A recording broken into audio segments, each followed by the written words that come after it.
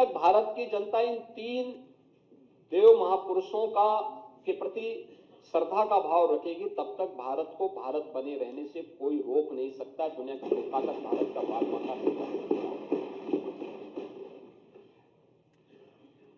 Doctor Ram Manohar Lohia प्रखर समाजवादी थे। वे हमारी विचारधारा से जुड़े हुए नहीं थे। हां, कांग्रेस के विरोधी थे, अपने मुद्दों पर लड़ते थे। आज समाजवादी पार्टी डॉक्टर लोहिया के विचारों से कितनी दूर भाग चुकी है।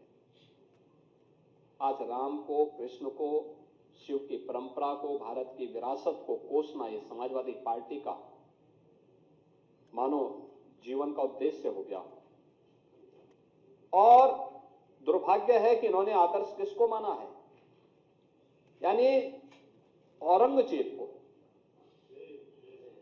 औरंगजेब को अब ये लोग अपना आदर्श मान रहे हैं। औरंगजेब का पिता शाहजहां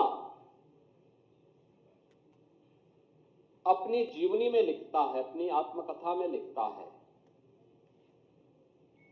कि खुदा करे कि ऐसा कमबख्त किसी को पैदा न हो। उसने आगरा के किले में अपने बाप को कैद करके रखा, एक एक बूंद पानी के लिए तरसाया।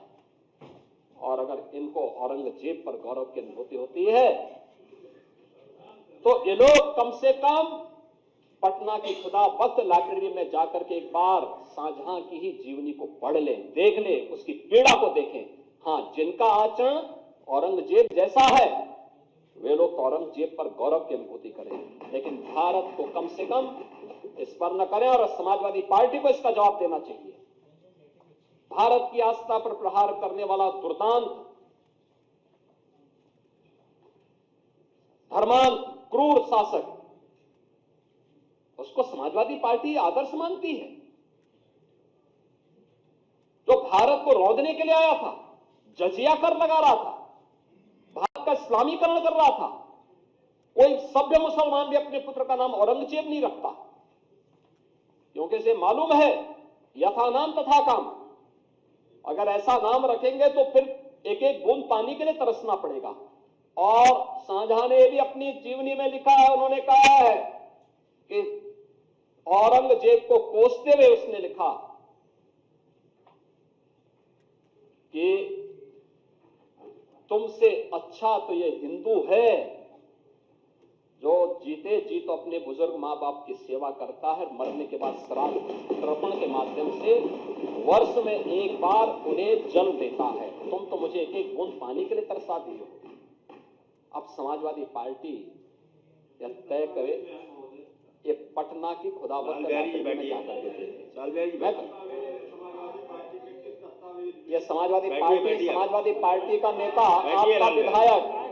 आपका विधायक घोषणा करो ना, उस कमबख्त को निकालो पार्टी से और उसको एक बार यूपी भेज दीजिए, बाकी उपचार हम अपने आप करवा लेंगे। जो व्यक्ति छत्रपति शिवाजी महाराज की परंपरा पर गौरव की अनुभूति करने की बजाय लज्जा महसूस कर रहा हो और औरंगजेब को अपना नायक मान रहा हो, क्या उसको भारत के अंदर रहने का अधिकार होना चाहिए क्या? और समाजवादी पार्टी को इसका जवाब देना चाहिए। एक तरफ आप कुंभ को कोसते रहे और दूसरी तरफ औरंगजेब जैसे दुष्ट और क्रूर, धर्मांत, मंदिरों को तोड़ने वाले व्यक्ति को, भारत की आस्था को निर्ममता के साथ रौंदने का कार्य करने वाले व्यक्ति को महिमामंडन करते हो। आखिर कौन सी नस ऐसी आपकी दबी हुई है कि आप लोग अपने उस व्यक्ति पर, उस विधायक पर नियंत्रण नहीं कर पा रहे हैं? और इसीलिए मैं कहना चाहता हूं कि खंडन क्यों नहीं समाजवादी पार्टी खंडन करे इसका। लाल बिहारी सुनिए, समाजवादी पार्टी को इसका खंडन करना चाहिए। समाजवादी पार्टी को इसका खंडन करना चाहिए और समाजवादी पार्टी को इसको बाहर निकाल देना चाहिए। निकाल देना चाहिए बाहर, या यहां बुलवाइए सम्मेलन में। उत्तर प्रदेश तो ऐसे लोगों का उपचार करने में बहुत देरी नहीं करता है। महोदय, यह वर्ष और भी महत्वपूर्ण है। बाबा साहब भीमराव अंबेडकर ने जिस संविधान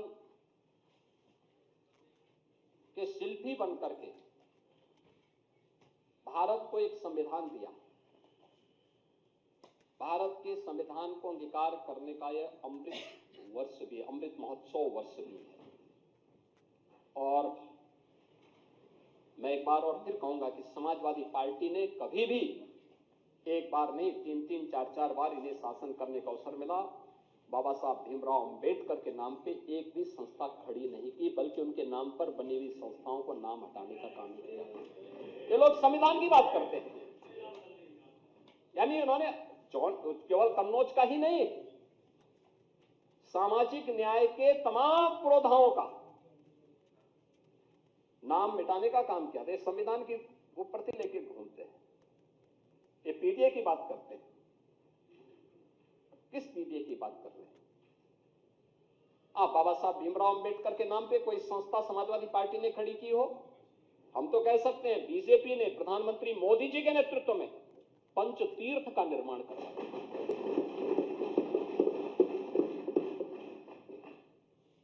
लखनऊ में डबल इंजन की भाजपा की सरकार बाबा साहब भीमराव अंबेडकर का अंतर्राष्ट्रीय स्मारक और सांस्कृतिक केंद्र का निर्माण कर रही है।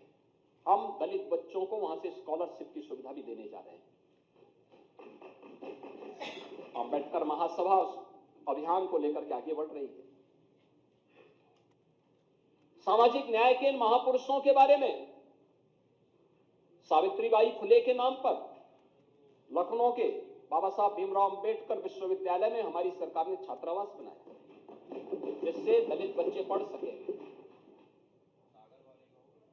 हमारी सरकार ने कन्नौज के मेडिकल कॉलेज का नामकरण बाबा साहब भीमराव अंबेडकर का जो नामकरण आप लोगों ने हटाया था, हम लोगों ने फिर से बाबा साहब भीमराव अंबेडकर के नाम से